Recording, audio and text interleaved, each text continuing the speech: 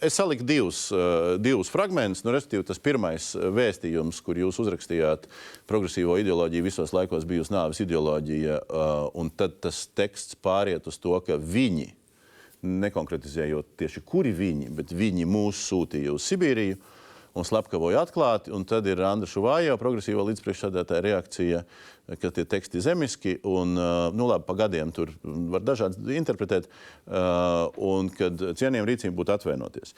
Es gribētu, un tā rezonance ir ļoti dažāda, būsim reāli. Es gribētu saprast, vai jūs šeit redzat kaut kur tuvu to robežu, kur varbūt, kad politiskajā kultūrā nevajag kāpt pāri.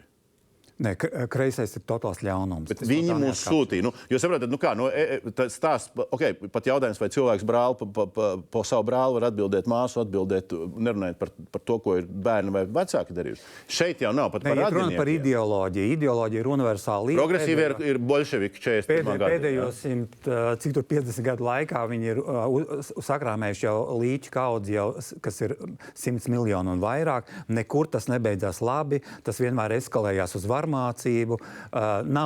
Vēsture nav, nezinu, izņēmumu gadījumus. Tas ir pieņēmums. Kamēr tas ir tādā kis fāzē, tikmēr mums tas ir fun. Viss piekrīt. Bet tad, kad aiziet... Mēs runājam par aktuālu partiju ar aktuāliem politiķiem. Runa ir par kreiso ideoloģiju. Kas ir kreisā ideoloģija? Nē, runa ir par deportācijām uz Sibīriju. Tas ir viss kaut kas cits. Kā nonāk? Es tagad nemēģinu sasaistīt šodienas partiju progresīvajā ar deportācijām uz Sibīriju. To es tagad nemēģinu. Bet jūs partijas līderis to dara? To dara, jā. Jūs to dara? Nē, tāpēc, jo man liekas, kādam tas skaļi jāpasaka. Nē, bet jūs saprotiet, ejam vēl tālāk. Tātad Dānijā kreisie pie varas, Norvēģijā kreisie pie varas, Vācijā ļoti lielāka vai mazāka loma sociāldemokrātiem kreisajiem. Nav tā, ka kreisie... Tos nevar par kreisiem nosaukt. Viņi paši sevi sauc par kreisiem. Nē, teiksim, ekvivalents no Vācijas tad būtu Linke.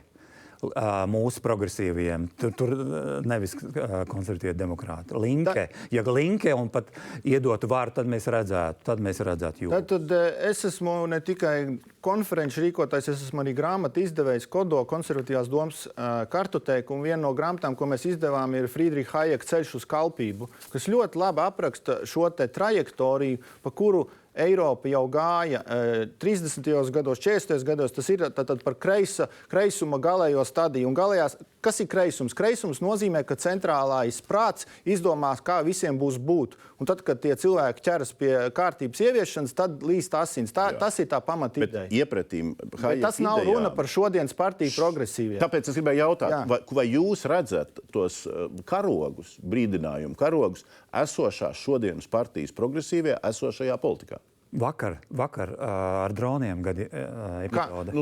Kur politika? Sprūts šorīt, viņš jau pareizi pateica, viņš teica, neskaitot vienu gadījumu, ka Polijā ar iznīcinātājiem notriec dronus, vairākās Eiropas valstīs droni lidojuši un krituši, un neviens viņus nav notriec. Tas ir arguments. Tas ir arguments. Šī partija neuzņemās politisko atbildību. Tas ir redzams. Politiskai atbildībai šeit bija jāseko momentā. Šis nav pirmais gadījums. Tas ir cits jautājums, bet tas nav kreisums. Tā ir politiskā atbildība.